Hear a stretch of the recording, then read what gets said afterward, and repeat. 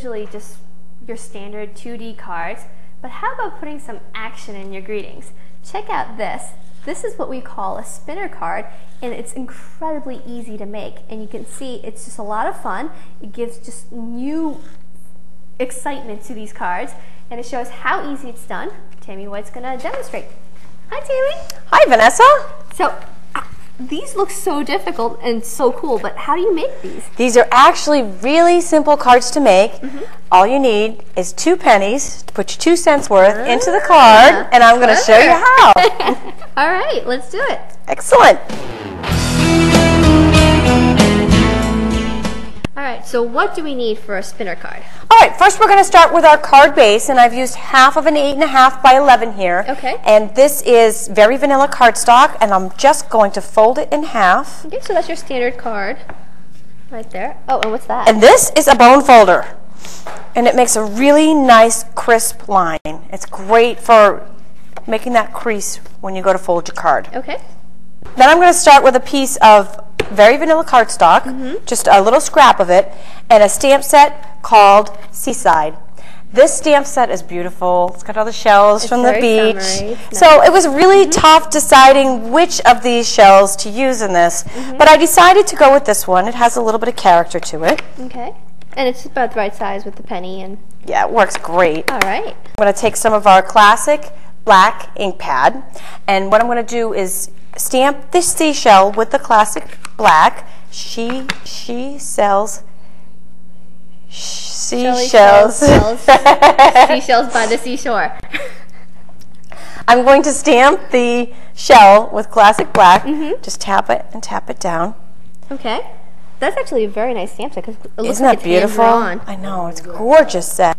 And then I'm going to take some of our Stampin' White markers. These are awesome markers, and they come in all 48 of Stampin' Up's colors. They're double tipped. There's a brush end which paints nice. almost like a paintbrush. It has a really nice look. And then there's another end that has a fine tip, which is great for exactly in details. How clever. And you said that they're available in all the colors. Yep, they're available in all 48 colors. So once again, your paper can coordinate with your markers. Everything pulls together. Very nice. Okay. I'm going to start with our So Saffron marker, and I'm just going to color in the background of our seashell. So now I have it colored in with the So Saffron, and then I'm going to go ahead and take our cameo coral, and just around the sketch lines, I'm going to have just a darker definition of the shell to give it some really dramatic color. And once again, you're not really staying in the lines or worrying about... Not in this particular project. I think this particular project will look really nice with a sketchy look. Okay. And I'm going to take some Blush Blossom just to soften some of the cameo coral.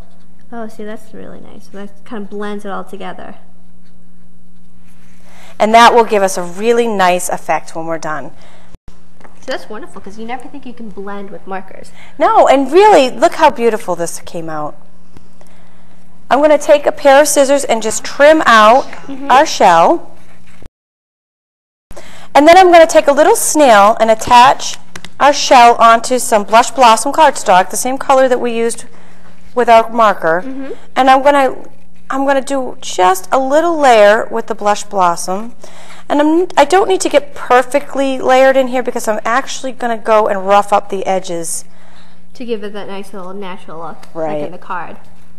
So that's kind of a neat fringe. So how do you do that? This here is a neat little cutting tool. We like to call this the Swiss Army knife of Stampin' Up. It's got a cute little perforator, and it's got a little folder for scoring lines like we just did with the bone folder. And it's even got a little itty bitty pair of cutting blade for scissors. And it's got a distressing tool. So when you're stressed out, call on your distressing tool. You can actually just... How does this work? It's just got a little blade in there, and when I run this along, it just roughs up the edges. Now, are all the blades the same on each of the little they're all the blades? same, and they all have the same effect. And when we're done, we have a nice roughed up little seashell. Very nice. So it gives you just that, you know, textured look. Now here is the secret to the penny slider card. Stampin' Dimensionals. These are foam pop dots. They come in a package. There's 300 in a package. And so they're just like adhesives? They are actually a foam pop dot, double-sided. Oh, okay. And this will just pop on our penny. And then I'll peel the top off so it's sticky on both sides and stick the other, like just a dimensional sandwich there with in between the pennies. Okay. So now what are we going to use that piece for? Now this, I'm going to stick one more dimensional. Got the backing, and I'm going to stick our shell right onto our penny sandwich. So basically we have a penny, a Stampin' Dimensional, another penny, another Stampin' Dimensional, and then our seashell. Okay? So now what's next? Next we're going to take our base layer here, which is some Blush Blossom cardstock, and several more of the seashells from our Seaside stamp set. I'll take the big shell and the small shell. Okay. So now, is that the same color as the cardstock? Yes. So we're going to use Blush Blossom ink. Okay. Will that actually show up? Yes. It's going to give us a beautiful tone-on-tone effect. Yeah. So even though it's the same color, it'll still show up, but it's actually really nice because it's like automatically matching and it just coordinates beautifully. And it's going to give us a random, I'm intentionally stamping randomly so that the stamps go off the edge of the paper. It gives us that look of motion, and we have a nice tone-on-tone background. Beautiful. So now I noticed in this card, there's actually this long slit right in the card. How did you do that? That is the key to making the penny slide. Okay. I'm using a word window punch from Stampin' Up. Now why is it called a word window? It's a word window because it makes a perfect window if you were to put a word in there. So if you had like a stamp. It has so many different uses, and one of them is the penny slider. I'm going to use it upside down because I like to use punches upside down just so I can see exactly where I'm punching. And I'm going to pop out one piece of that, so we have one little slot. Now you'll notice that this is a lot shorter than the one that we have on here. To lengthen it, I'm just going to line this up on either side and just extend the slot. Right, so that we have a longer slot on either side. Perfect. And that is what will make our penny roll. We're just going to stick our penny right inside here. And that is what our penny will roll on. Look at that. Isn't that fun? That is clever. You never would have thought that it was pennies that did this. All right, so now how do we make the rest of the card? To complete the card, we're going to use a little bit of chocolate chip, and we're going to use some cameo coral, and then we're going to attach some buttons. We have a greeting on here that's in white. So I'm going to use our white craft ink because it's a pigment ink, and I can stamp that right on top of here, and it will show up. So the pigment ink just gives it more color and will actually show up in a darker background. This comes from a great stamp set called Absolutely Fabulous, and it is a word set, and this particular one says in good times or in bad. And we're going to stamp that again in the white craft ink. Now the white actually only comes in craft ink though, right? Correct, because classic ink wouldn't show up. It just would sink right into the paper and disappear. Okay. And then we'll use a little bit of snail to adhere this to our base.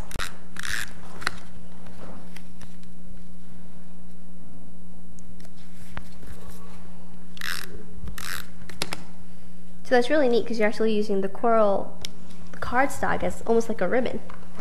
Right, and it gives it just a little layer, just a little depth, a little interest to our card.